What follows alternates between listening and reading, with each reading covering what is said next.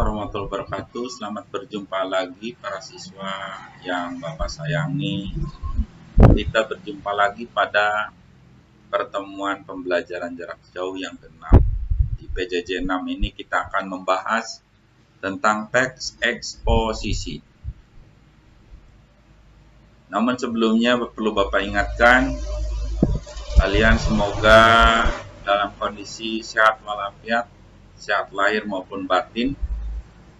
Pada saat ini kalian tetap selalu menjaga protokol kesehatan dengan sering mencuci tangan pakai sabun, jaga jarak dalam berhubungan dengan yang lain, selalu memakan asupan makanan yang sehat bergizi agar tetap mampu menjaga imun kalian tidak gampang terpapar oleh virus COVID-19.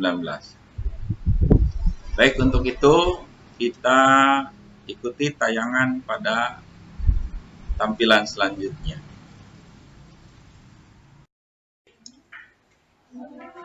Baiklah anak-anak, kita lanjutkan pada materi pokoknya dalam pembelajaran jarak jauh yang ke-6. Materinya adalah teks eksposisi. Pada kesempatan ini kompetensi dasar yang ingin kita lalui diantaranya yang pertama, menghormati keberagaman norma-norma suku, agama, ras, dan antar golongan dalam bingkai Bhinneka Tunggal Ika. Yang kedua, menghargai keberagaman suku, agama, ras, dan antar golongan dalam bingkai Bhinneka Tunggal Ika. Yang ketiga, mengidentifikasi keberagaman suku, agama, ras, dan antar golongan dalam bingkai Bhinneka Tunggal Ika. Dan terakhir, mendemonstrasikan tanggung jawab terkait keberagaman suku, agama, ras, dan antar golongan dalam bingkai Bhinneka Tunggal Ika. Sedangkan tujuan pembelajarannya, setelah berakhir pembelajaran ini, Bapak mengharapkan kalian mampu: 1. Menghormati keberagaman norma-norma suku, agama, ras, dan antar golongan dalam bingkai Tunggal Ika. Yang kedua, menghargai keberagaman suku, agama, ras, dan antar golongan dalam bingkai Bhinneka Tunggal Ika. Yang ketiganya, mengidentifikasi keberagaman suku, agama, ras, dan antar golongan dalam bingkai Bhinneka Tunggal Ika. Dan terakhir, mampu mendemonstrasikan tanggung jawab terkait keberagaman suku, agama, ras, dan antar golongan dalam bingkai Bhinneka Tunggal Ika. Pada sesi kali ini ada 4 hal yang ingin Bapak sampaikan terkait dengan teks eksposisi dalam media massa. Namun tidak akan semua Bapak sampaikan pada PJJ yang ke-6. Yang pada PJJ yang ke-6 hanya akan kita kupas tentang unsur-unsur teks eksposisi, simpulan isi teks eksposisi. Sedangkan pada PJJ yang ke-7 baru akan disampaikan yang terkait dengan isi dan struktur teks eksposisi dan menyajikan teks eksposisi. Baik, kita lanjutkan, kita kupas tuntas tentang unsur-unsur teks eksposisi dan simpulan isi teks eksposisi. Sebelumnya mari kita lihat dulu tampilan foto yang bisa kalian lihat. Ada sebuah foto atau gambar. Di situ terlihat kondisi yang gersang, kering, ada pepohonan yang sudah pada tumbang, berserakan kayu-kayunya, ada yang mengering, dan juga ada yang terlihat pohon-pohon yang tumbuhnya masih kecil-kecil. Kira-kira menurut pendapatmu gambar tentang apa itu? Gambar tersebut kalau kita gambarkan melalui teks eksposisi, maka ini layak diberi judul Nasib Hutan Kita Semakin Suram.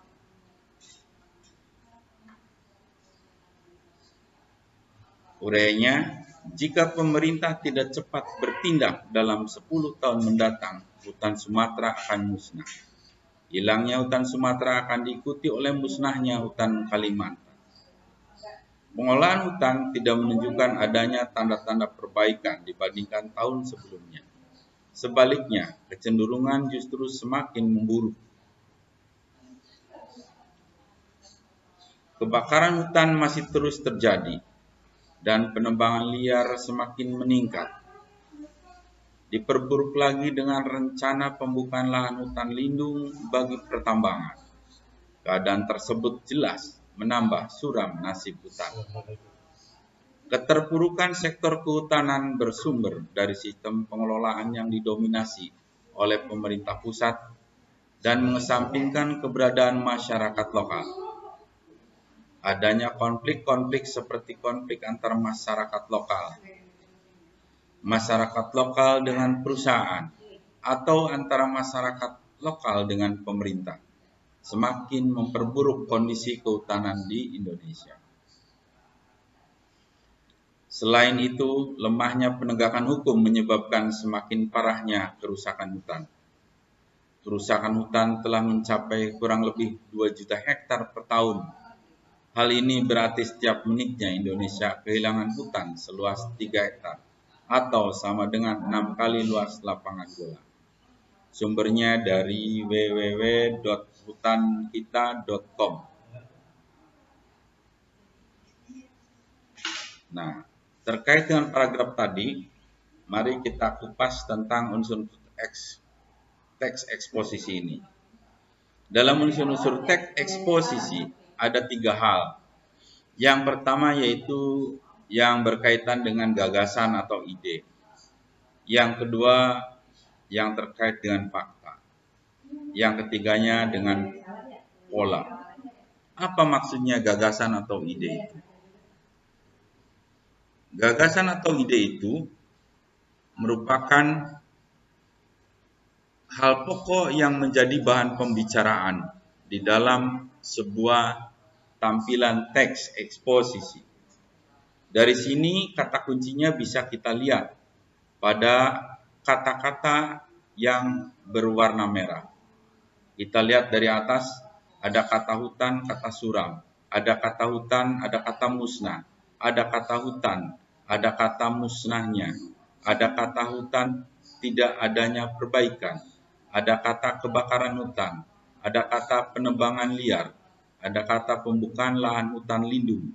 Ada keterpurukan sektor kehutanan. Ada kata memperburuk kondisi kehutanan Indonesia. Ada kata lemahnya penegakan hukum. Ada kata kerusakan hutan. Ada kata kurang lebih 2 juta hektar. Ada kata setiap menitnya Indonesia kehilangan hutan seluas 3 hektar. Dari kata-kata tersebut menunjukkan ciri kunci adanya ide gagasan yang berpusat pada kata hutan. Dan juga berpusat pada kata penjelasnya perluasan dari gagasan tersebut adalah rusak, musnah, kebakaran, penebangan liar, pembukaan lahan hutan, dan seterusnya. Nah, itu menunjukkan bahwa ide pokok atau gagasan utama yang menjadi bahan pembicaraan di dalam paragraf tersebut itu berkaitan dengan masalah hutan. Kemudian, kita lihat untuk pada paragraf yang ketiganya yang bertuliskan kalimat warna biru. Keterpurukan sektor kehutanan bersumber dari sistem pengelolaan yang didominasi oleh pemerintah pusat dan mengesampingkan keberadaan masyarakat lokal. Adanya konflik-konflik seperti konflik antara masyarakat lokal dengan perusahaan, atau antara masyarakat lokal dan pemerintah, semakin memperburuk kondisi kehutanan di Indonesia. Nah, ini menunjukkan kalimat-kalimat yang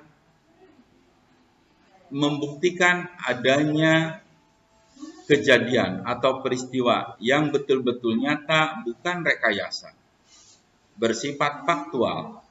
Nah, di dalam unsur-unsur teks eksposisi ini harus menunjukkan adanya hal yang sifatnya faktual, bukan rekayasa ataupun imajinasi, tapi menunjukkan hal yang terbukti memang apa adanya terjadi.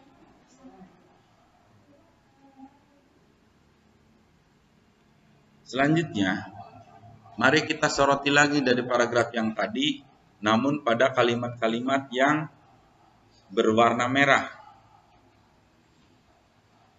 Ada kalimat yang berwarna merah terletak pada akhir paragraf, pada paragraf ke-1. Sedangkan pada paragraf kedua berada pada awal paragraf. Paragraf ketiga dan keempat pun letaknya itu kalimat berwarna merah berada di awal paragraf. Nah, mengapa seperti itu? Kalau kita telah kalimat-kalimat yang berwarna merah itu adalah merupakan kalimat-kalimat utama yang terlahir dari sebuah gagasan utama atau gagasan pokok atau ide pokok. Maka dituangkan di dalam kalimat-kalimat utama yang letaknya berbeda-beda. Ada yang di akhir paragraf, ada yang di awal paragraf. Inilah menunjukkan bukti bahwa penyajian paragraf pada teks eksposisi ada yang mengikuti pola induktif karena gagasannya yang bersifat umum berada pada akhir paragraf. Ada yang berpola deduktif karena gagasan umumnya berada pada awal paragraf. Seperti tertera pada paragraf kedua, ketiga, dan keempat.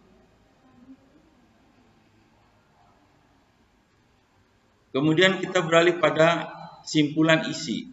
Bagaimana kita memberikan kesimpulan dari sebuah teks eksposisi yang kadang-kadang banyak jumlah paragrafnya. Nah, hal ini kita harus tahu dulu bahwa di dalam simpulan isi itu harus kita bagi dua kategori dulu. Yang pertama kita harus tahu tentang gagasan umum atau gagasan utama atau ide pokok berada di mana. Lalu baru yang keduanya kita pilih menjadi tergolong pada jenis paragraf yang mana. Apakah deduktif, induktif, ataukah yang campuran. Deduktif masih ingat mungkin pada sebelumnya adalah kuncinya pada letak gagasan utamanya berada di awal paragraf. Kalau induktif berada pada akhir paragraf. Sedangkan campuran ini bisa tampil dua-duanya. Bisa di tengah, di awal, atau di akhir.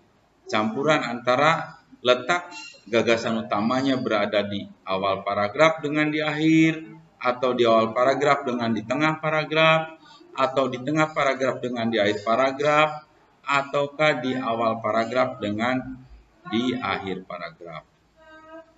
Nah, itulah sehingga nanti akan muncul 3 jenis paragrafnya, deduktif, induktif, dan campuran. Baiklah anak-anak, kita lihat kembali paragraf yang tadi letak gagasan utamanya itu diberikan warna merah kalimatnya ya. Paragraf 1, 2, 3, dan 4.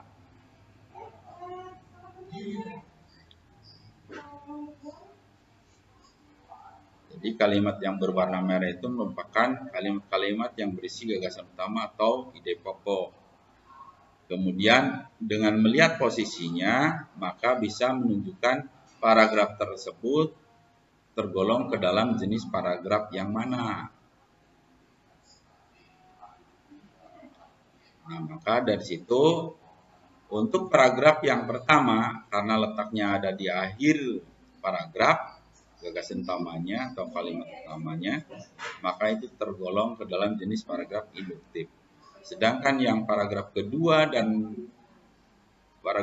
ketiga, dan keempat ini tergolongnya deduktif.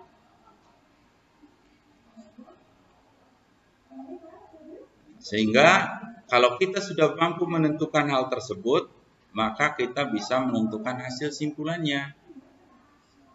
Kita ambil dari keempat kalimat gagasan utama tersebut, dijadikan satu menjadi satu paragraf, dan kita tambahkan dengan kata-kata seperlunya agar paragraf tersebut rangkaiannya menjadi padu.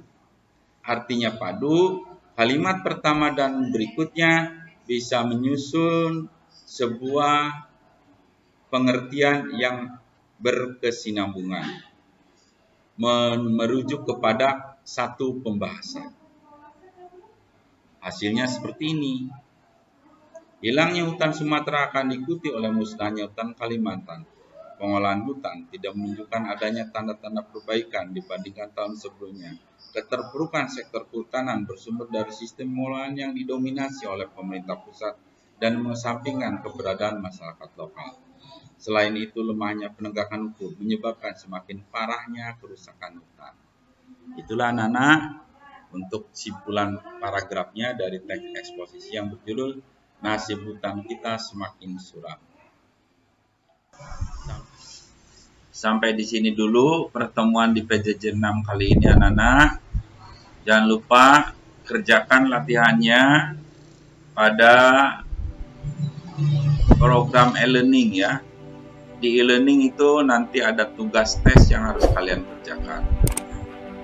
Pelajari kembali berulang-ulang agar tidak keliru di dalam menjawab. Baru lakukan proses pengerjaan tugas tes tersebut dengan baik. Sampai di sini dulu. Terima kasih atas segala perhatiannya. Mudah-mudahan bermanfaat pertemuan kali ini dan kalian tetap salam sehat selalu, tetap menjaga jarak agar terhindar dari COVID-19. Assalamualaikum warahmatullahi wabarakatuh.